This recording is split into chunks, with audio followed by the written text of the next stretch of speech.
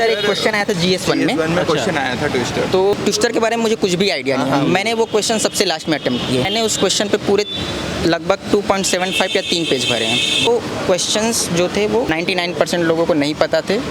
ऐसे क्वेश्चन पे पेनल्टी लगाते हैं। ऐसे क्वेश्चन पे कभी भी डीप आंसर नहीं देना चाहिए। ऐसे क्वेश्चन पे हमेशा जनरल आंसर देने चाहिए। बच्चे बहुत ज़्यादा मेहनत करते हैं, उसके बाद भी उनका प्री नहीं निकल पाता है। इसका मैं एक बड़ा रीज़न देख पाता हूँ, वो है वो प्रीवियस ईयर क्वेश्चंस पे डिपेंड ना होकर के कोचिंग की टेस्ट सीरीज़ पे डिपेंड होते हैं। और कोचिंग की टेस्ट सीरीज़ UPSC के लेवल को कभी मैच नहीं कर पाती। IQ को सिर्फ देखना नहीं है, बल्कि उनका पैटर्न समझना। अगर कोई क्वेश्चन आए तो आपको पता होना चाहिए कि हाँ ये क्वेश्चन 2017 में आया था। साइंस एंड टेक में सबसे बड़ा जो प्रॉब्लम होता है उसमें कोई बुक नहीं है हिंदी मीडियम में। जनरली द हिंदू पढ़ता हूँ, लेकिन कभी कभी दैनिक जागरण भी मैं देख लेता हूँ कि हिंदी में लिखने में थोड़ा टाइम ज़्यादा लग पाता है। कंटेंट के लेवल पे मैंने फैक्ट और डाटा का यूज़ अच्छा किया है कि बायोटेक्नोलॉजी, नैनो टेक्नोलॉजी। इस बार भी क्वेश्चन है IPR पे। एटलीस्ट आप 9 to 10 पेजेस में साइंस एंड टेक्नोलॉजी की ऐसे शॉर्ट नोट्स बना लीजिए। ये this is one of best video जिसमें आपको बहुत कुछ सीखने को मिला है। सर कैसा रहा पेपर? पेपर का लेवल मॉडरेट टू टफ था। एथिक्स में GS3 का पेपर इजी टू मॉडरेट बोल सकते, मॉडरेट बोलना चाहिए, इजी तो नहीं बोलना चाहिए। और टफ होने का रीज़न ये था कि जो पहला पार्ट जो होता है, जो क्वेश्चन आंसर्स वाले, वो काफ़ी लेंदी थे और उसमें डायरेक्ट क्वेश्चन नहीं थे, बल्कि एक मोनोलॉग दिया हुआ था, फिर उसी में ही क्वेश्चन छुपा हुआ था। तो उसके जो मूल भावना है क्वेश्चन की, उस पर आंसर लिखना था। डायरेक्ट क्वेश्चन बहुत कम थे। अच्छा सर, ये कौन सा अटेम्प्ट है आपका? मेरा ये 4th अटेम्प्ट है और 2nd मेंस है। Oh great. आपकी लैंग्वेज सर हिंदी है? हिंदी मीडियम। और ऑप्शनल पेपर क्या है? हिंदी लिटरेचर। हिंदी। सर बहुत सारे स्टूडेंट हमसे पूछ रहे हैं सर हिंदी लिटरेचर के बच्चे नहीं इंटरव्यू ले रहे हैं, हिंदी लैंग्वेज के बच्चे लाइए। सर एक बात बताइए, ये जो तैयारी आपने की यहाँ तक पहुँचे, इसमें क्या आपने खुद से की है या फिर आपने कोचिंग वगैरह ली है? मैंने सेल्फ स्टडी की है। हालांकि शुरुआती 1-2 अटेम्प्ट में मेरे प्री क्वालिफाई नहीं हुआ, लेकिन तीसरे अटेम्प्ट में क्वालिफाई हुआ। अच्छा। और ये चौथे अटेम्प्ट में भी मैं मेंस दे रहा हूँ। आप तो बहुत यंग लगते हैं। मतलब मैं ये कह रहा हूँ कि ये जो 4th अटेम्प्ट था, इसमें 2 मेंस आपके क्लियर हो, राइट? जी। सर ये बताइए कि हिंदी में कितनी चैलेंजेस आते हैं? एज ए हिंदी लैंग्वेज आपका है, कितना चैलेंज आता है? कहाँ पे आप अपने आप को लैग करते हैं कि यार इंग्लिश होता ज़्यादा बेटर हम कर सकते हैं? कुछ ऐसा होता है क्या? अभी काफ़ी हद तक हिंदी मीडियम में रिसोर्सेज अवेलेबल हुए हैं। जैसे कि ओनली IAS का प्रहार आता है, वो पहले इंग्लिश में आता था, अब हिंदी मीडियम में आ रहा है। तो वो काफ़ी मेंस के लिए फ़ायदेमंद है। तो वो बाकी कोचिंग की टेस्ट सीरीज़ अब बाइलिंगुअल हो चुकी है, तो अब ज़्यादा डिफरेंस बचा नहीं है। अगर आप थोड़ा सा एक्स्ट्रा मेहनत करेंगे तो आप आराम से इंग्लिश मीडियम से कम्पीट कर सकते हैं। सर आपका ग्रेजुएशन में कौन सा सब्जेक्ट था? एजुकेशनल बैकग्राउंड क्या है? मेरा मैथ्स बैकग्राउंड है और मैंने BSc की हुई है। BSc किस में किया है? मैथमेटिक्स में। सर CSET तो आपके लिए, मतलब कभी CSET चुका है आप? CSET तो चूका नहीं है मेरा एक भी बार, लेकिन 2023 का जो CSET था उसमें मेरे 67 मार्क्स थे, मतलब कि एकदम कटअप से जस्ट। वो तो डिजास्टर था सभी बच्चों के लिए। एक नंबर। ठीक है सर, ये प्री के लिए कौन कौन सी रिसोर्सेज आपने यूज़ की थी प्रीलिम्स के लिए अगर बात करें? क्योंकि हिंदी मीडियम के बच्चे बहुत सारे हैं और हमें कैंडिडेट नहीं मिल रहे हैं। आप मिल गए, इसीलिए मैं थोड़ा और टाइम लूँगा। हिंदी प्री के लिए कैसे तैयारी की थी आपने और रिसोर्सेज कहाँ से लाए थे? रिसोर्सेज जो ट्रेडिशनल रिसोर्सेज हैं, जैसे कि पॉलिटी के लिए लक्ष्मीकांत, हिस्ट्री के लिए स्पेक्ट्रम, जियोग्राफी के लिए NCERT 11th क्लास की, तो वही रिसोर्सेज फॉलो करने। जैसे इन्वायरमेंट में इंग्लिश मीडियम में रिसोर्सेज है। अच्छा। शंकर IAS का, लेकिन हिंदी में वो अवेलेबल नहीं है, तो दृष्टि का आप यूज़ कर सकते हैं। 1 ही 2 ऐसे बुक्स हैं जो हिंदी में अवेलेबल नहीं है, लेकिन उसके अल्टरनेट अवेलेबल हैं। सर प्री बहुत ही पहला पड़ाव रहता है और बहुत टफ होता है, और उसको क्लियर करने का मतलब कि आधा आप UPSC निकालें। प्री में ऐसा क्या करें कि 1 गो में आपका प्री निकले? कुछ ऐसी इंजीनियरिंग, क्योंकि आपके 4 साल के एक्सपीरियंस है और बहुत सारे बच्चे इसको देख रहे हैं, तो मैं चाहता हूँ कि आप उनको बता सकें कि ऐसा क्या बेस्ट करें जो प्री फर्स्ट अटैम्प्ट में निकले, और अगर हिंदी मीडियम में हैं तो। देखिए, बच्चे बहुत ज़्यादा मेहनत करते हैं और बहुत ज़्यादा मेहनत करते हैं, लेकिन उसके बाद भी उनका प्री नहीं निकल पाता है। उसका मैं एक बड़ा रीज़न देख पाता हूँ, वो प्रीवियस ईयर क्वेश्चंस पे डिपेंड ना होकर के कोचिंग की टेस्ट सीरीज़ पे डिपेंड होते हैं। बहुत बढ़िया, और कोचिंग की टेस्ट सीरीज़ यूपीएससी के लेवल को कभी मैच नहीं कर पाती। बहुत बढ़िया। तो यूपीएससी का जो टेस्ट सीरीज़ होती है, जो यूपीएससी का जो पेपर होता है उसका पैटर्न अलग होता है, और कोचिंग की टेस्ट सीरीज़ उनका पैटर्न अलग होता है। आप 5-6 टेस्ट सीरीज़ कोचिंग की लगाएंगे तो उनका पैटर्न आप पकड़ लेंगे। बिल्कुल। अगर आप यूपीएससी का 10 साल का पेपर देखेंगे तो उनका पैटर्न आप पकड़ लेंगे। तो मैं ये कहना चाहता हूँ कि आप पैटर्न पकड़िए यूपीएससी का, क्योंकि आपको यूपीएससी का प्री क्वालिफाई करके मेंस देने को मिलेगा, ना कि किसी कोचिंग की टेस्ट सीरीज से। तो मैं बस यही बोलना चाहूँगा कि टेस्ट सीरीज आप लगाएं, लेकिन यूपीएससी के पीवाईक्यू को आप पीवाईक्यू को नहीं छोड़ना। वो मतलब कि उसके बिना आपका कितने साल पुराना पीवाईक्यू? अभी तो मैं देख रहा हूँ कि 20-20 साल 25 साल के कितना एक ऑन एन एवरेज कितने साल पुराने पीवाईक्यू रेफर करने चाहिए? मैं तो यही कहूँगा कि ज़्यादा पीछे नहीं जाना चाहिए। 2013 से 2024 का देख लेना चाहिए। बिल्कुल।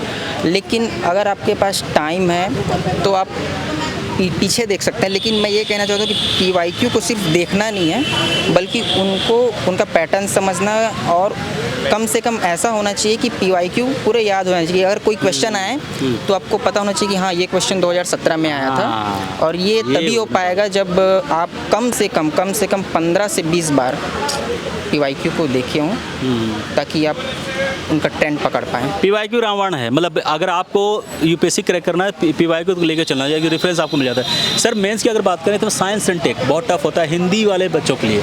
इसको कैसे देखते हैं, किस तरह से टैकल करते हैं? जीएस पेपर 3 में साइंस एंड टेक है, तो इसको कैसे, साइंस एंड टेक के लिए आपने क्या किया, कहाँ से रिसोर्सेज लाए और इसकी प्रिपरेशन कैसे की? साइंस एंड टेक में सबसे बड़ा जो प्रॉब्लम होता है, उसमें कोई बुक नहीं है हिंदी मीडियम में। हिंदी मीडियम में बुक नहीं है साइंस एंड टेक में, और तो कैसे ये प्रॉब्लम को कैसे सॉर्ट आउट किया आपने? मैंने एक क्लास की साइंस टेक की, और उसके अपने हैंड रिटन नोट्स बनाए। ओके। लेकिन वो प्रीलिम्स के पॉइंट ऑफ व्यू से बहुत काम आया। अच्छा। लेकिन मेंस के पॉइंट ऑफ व्यू से आपको कुछ अलग करना होगा, जैसे कि जो मेंस में मेनली थीम होता है, जैसे कि बायोटेक्नोलॉजी, नैनो टेक्नोलॉजी। इस बार भी क्वेश्चन है आईपीआर पे। और 1-2 थीम होती है जो अभी मैं याद नहीं कर पा रहा हूँ। तो इन थीमों का मैंने नोट्स बना लिया था। आपने नोट्स बनाया, ठीक है। उसके बाद और एटलीस्ट आप 9 to 10 पेजेस में साइंस एंड टेक्नोलॉजी की ऐसे शॉर्ट नोट्स बना लीजिए। और जो भी क्वेश्चन आए घुमा फिरा के आपको उन्हीं टेक्नोलॉजी को यूज़ करना है। तो आप शॉर्ट नोट्स का यूज़, क्योंकि क्वेश्चन ज़्यादा नहीं आते, 50 नंबर के क्वेश्चन मेंस में आते हैं, 4 क्वेश्चन होते हैं, और पैटर्न फिक्स होता है कि 11-12 नंबर पे इकोनॉमी का, 13-14 पे एग्रीकल्चर का, 15-16 पे इन्वायरमेंट का, 17-18 पे इन्वायरमेंट, 17-18 पे साइंस का, और 19-20 पे सिक्योरिटी का। तो 15 नंबर पे 2 क्वेश्चन, 10 नंबर पे 2 क्वेश्चन। तो बस आपके लिए इतना ही करना काफ़ी है। सर ये बताइए, साइंस टेक में ज़्यादा करंट अफेयर्स से ही क्वेश्चन आते हैं, तो हिंदी मीडियम वाले बच्चों को क्या आप करंट अफेयर्स के लिए क्या करते थे? क्या कोई मैगजीन या फिर न्यूज़पेपर? मैगजीन में फॉलो करता था, कुछ विजन आईएएस की मैगजीन में फॉलो। अगर कोई कहे कि न्यूज़पेपर भी हम, तो कौन सा न्यूज़पेपर होगा हिंदी मीडियम वाला? न्यूज़पेपर के लिए द हिंदू सबसे अच्छा है। लेकिन अगर आप, हिंदू तो इंग्लिश में आता है, हिंदी में तो है नहीं। आप दैनिक जागरण पढ़ सकते हैं। दैनिक जागरण, ओके। आपने कौन सा रेफर किया था सर? मैं जनरली द हिंदू पढ़ता हूँ, लेकिन कभी कभी दैनिक जागरण भी मैं देख लेता हूँ। तो दैनिक जागरण से आपका काम हो सकता है, राइट? मैं दैनिक जागरण जनरली यूपीएससी के पर्सपेक्टिव से नहीं पढ़ता, मैं ऊपर से देख लेता हूँ। बाकी द हिंदू को ही मैं ज़्यादा प्रेफर करता हूँ। एज ए हिंदी मीडियम के स्टूडेंट हैं आप, ओवरऑल GS 1, 2, 3, 4 की बात करें, प्री तो खैर छोड़ देते हैं, इसमें कहीं भी आपको लगता है कि यार अगर इंग्लिश मीडियम रहता तो हम ज़्यादा बेटर परफॉर्म कर सकते थे, या फिर आपको कोई, you don't find any differences? Knowledge के लेवल पे तो मुझे कोई डिफरेंस नहीं मिलता है, लेकिन एक डिफरेंस मैं जो देख पाता हूँ कि हिंदी में लिखने में थोड़ा टाइम ज़्यादा लग पाता है। ये एक फीडबैक है कि ज़्यादा नहीं तो कम से कम 5 से 10 मिनट हमको ज़्यादा टाइम लगता है। तो वो एक प्रॉब्लम होता है। तो उसके लिए क्या करते हैं, प्रैक्टिस करते हैं क्या? मैं टेस्ट सीरीज़ लगाया था, काफ़ी टेस्ट सीरीज़ लगाया था, तो उसका फ़ायदा भी मुझे मिला कि एक भी क्वेश्चन मेरे नहीं छूटे हैं। तो एग्जामिनर होंगे वो तो एटलीस्ट इस चीज़ को देखते होंगे ना कि यार टाइम टेकिंग है, थोड़ा लेवरेज तो देते होंगे, राइट? ऐसा कुछ नहीं। ऐसा कुछ नहीं है। हिंदी मीडियम के लिए भी और इंग्लिश मीडियम के लिए भी टाइम बराबर है, जो कि जेन्युइन है, क्योंकि कोई भी जो अथॉरिटी है वो सबके लिए एक समान ही रहेगी। GS 1 2 3 4 आज हो गया, कैसे अपने आप को देखते हैं आप? अपने आप को कैसे मेज़र करते हैं? How you have performed and what you are expecting? ऐसा कुछ तो एक्सपेक्ट करना थोड़ा मुश्किल है, लेकिन मैंने अपने पिछले अटेम्प्ट के मुकाबले में मैंने काफ़ी इम्प्रूवमेंट किया है। क्या इम्प्रूवमेंट किया था सर? लास्ट टाइम क्या मिस्टेक किया था आपने? लास्ट टाइम मिस्टेक मेरा सबसे बड़ा ये था कि मैं जो क्वेश्चंस लिखता था वो 10 नंबर के क्वेश्चन पे 1.75 पेज या फिर लास्ट के आते आते वो डेढ़ पेज हो जाते थे 10 नंबर के क्वेश्चन पे, और 15 नंबर के क्वेश्चन पे मैं 2.5 पेज ही लिख पाता था। ओके। तो इसकी वजह से मुझे GS में कम मार्क्स मिले थे। उसके लिए फिर क्या किया आपने? फिर इस बार मैंने काफ़ी प्रैक्टिस की, और इस बार मैंने 10 नंबर क्वेश्चन पे 2 पेज जो दिए होते हैं दोनों पेज पूरे आखिरी तक, 15 नंबर के क्वेश्चन पे जो 3 पेज दिए होते हैं तीनों पेज आखिरी तक। एक आध क्वेश्चन रहे होंगे जिसमें मैंने थोड़ा सा कम लिखा होगा, तो मैंने बस वो, क्योंकि कंटेंट इस बार थोड़े ज़्यादा थे मेरे पास, क्योंकि पिछले बार से तैयारी हो रही थी, तो मैंने पेपर में कहीं भी खाली स्पेस नहीं छोड़ा है। ये एक बड़ा इम्प्रूवमेंट है। बहुत बढ़िया। कंटेंट के लेवल पे मैंने फैक्ट और डाटा का यूज़ अच्छा किया है, ऐसा मुझे लगता है। अब फैक्ट और डेटा कहाँ से लाया है आपने? फैक्ट और डेटा के लिए एक तो जो विज़न IAS की वो मेंस 365 और प्रहार जो ओनली IAS की प्रहार आती है वहाँ से। ठीक है, बढ़िया। कुछ और क्वेश्चन है क्या? जो क्वेश्चन नहीं बनते हैं, जो मतलब जैसे ट्विस्टर आया था अभी, फिर उसको आपने कैसे डील किया?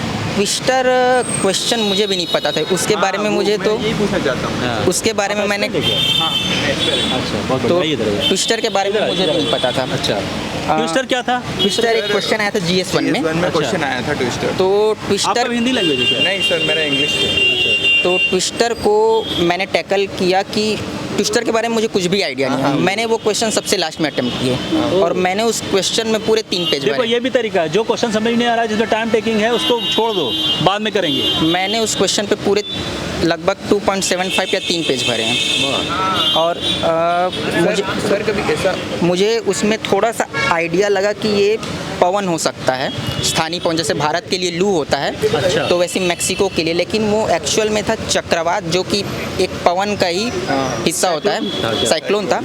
तो मैंने साइक्लोन या पवन जैसे ही उसमें कि भारत के लिए जो लू होता है वो कैसे वो होता है, सेम उसी फॉर्मेट में कि मैक्सिको जो है समुद्र तट के पास है, इस हिसाब से डील किया, और उसमें जनरल आंसर लिखे, क्योंकि वो क्वेश्चंस जो थे वो 99% लोगों को नहीं पता थे। तो फिर आपने आंसर को मैच किया, जो आपने लिखा कुछ सर्च करके देखा कि जी जी जी जी सर, तो लेकिन मेरा ये क्वेश्चन है कि कभी एग्जामिनर को वो पसंद नहीं आया जी। एग्जामिनर ने सोचा कि आपको नहीं पता था, फिर भी आपने लिखा है उसको, तो फिर कट सकता है। आपने को तो मालूम है कि एक यूपीएससी रिस्क लिया जाए। स्ट्रिक्ट है, यूपीएससी माइनस मार्क की मतलब पेनल्टी लगाती है ना आपका यूपीएससी। पहला अटेम्प्ट है, राइट? नहीं सर, अभी दूंगा मैं 25 में। हाँ, देखो इसीलिए सवाल पूछ रहे हैं, बहुत देखो, अच्छा, अभी से ही चीज़ों को सीख रहे हैं, बहुत बढ़िया। ठीक है। हाँ, तो सर ऐसे क्वेश्चन पे पेनल्टी लगाते हैं, ऐसे क्वेश्चन पे कभी भी डीप आंसर नहीं देना चाहिए। ऐसे क्वेश्चन पे हमेशा जनरल आंसर देने चाहिए, जो कभी गलत नहीं हो सकते। फॉर एग्जांपल डिप्लोमेटिक होना चाहिए। हाँ, डिप्लोमेटिक। फॉर एग्जांपल कि मैंने उस पे लिखा था कि ये मौसम प्रणाली को प्रभावित करती है, और कृषि उत्पादकता के लिए ये प्रतिकूल है या हानिकारक है।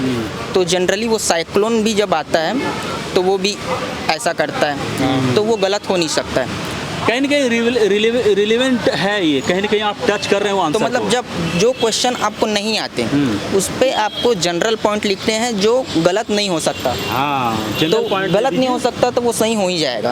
और उसमें अगर सही नहीं भी हुआ तो कुछ तो मार्क्स मिल ही जाएगा। और उस पे डेफिनेटली 3 से 15 नंबर का क्वेश्चन था, अगर मेरे को पता होता तो 7 नंबर मिलता। मैंने जनरल पॉइंट्स लिखे हैं तो 4 से 5 नंबर मिलने की भी संभावना है। डिजर्व करते हैं। तो ये एक तरीका रहता है कि नहीं आता छोड़ना नहीं है, जनरल नहीं है। हाँ, जनरल बहुत point बढ़िया, लिखो। बहुत बढ़िया। ये बहुत अच्छी स्ट्रेटेजी है, and I hope this is one of the best video as of now जो अब तक मैंने 4 दिन से लिया है, और जो मुझे चाहिए था अपने चैनल के लिए, क्योंकि मैं फालतू की चीज़ें नहीं डालता हूँ अपने वीडियो, आप जानते हैं। ये this is one of the best video जिसमें आपको बहुत कुछ सीखने को मिला है। Sir, thank you very much, God bless you, and I pray कि I want to see you again UPSC in interview round. Definitely ठीक है, थैंक यू सर, थैंक्स। और आप ये 2025 में देंगे? और देखो ये होता तरीका 2025 में देंगे, लेकिन अभी से ही यहाँ पे आ रहे हैं। ये क्वेश्चन इन्होंने एब्जॉर्ब किया, समझा, समझने की कोशिश की और एक्सपर्ट से बात की। ये एक अलग लेवल की तैयारी है इनकी, एक अलग लेवल की अप्रोच है जो दिख भी रहा है इनके पर्सनालिटी से कि ये जो तैयारी इनकी थॉट प्रोसेस बनने जा रही है उसकी शुरुआत हो चुकी है और एक वो कहते हैं ना आग है इनको सीखने की। चलिए sir, wishing all the best for 2025। ठीक है, और अच्छा करो, बढ़िया करो, चलो थैंक्स।